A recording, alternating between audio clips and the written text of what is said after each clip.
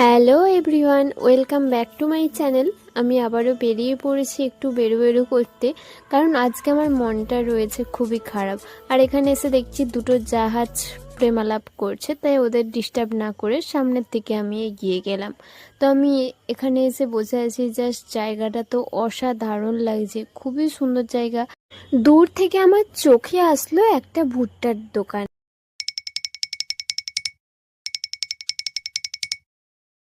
এখানে এসে আমি একটা নরম আর মিষ্টি ভুট্টা বেচছে আমি কাকুর হাতে কিন্তু ধরিয়ে দিলাম।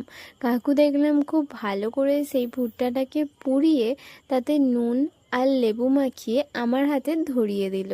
তো আমার কিন্তু এই ভুট্টা পোড়া খুবই পছন্দ। তারপরে আমি শ্যামপুর মার্কেটে চলে এসেছি, আর মোমো তো আমার ফেভারিট, তাই মোমো না খেয়ে আমি কি করে বাড়ি চলে যাব। তাই একটা স্টিম মোমো খেয়ে নিয়েছি। এবার আমি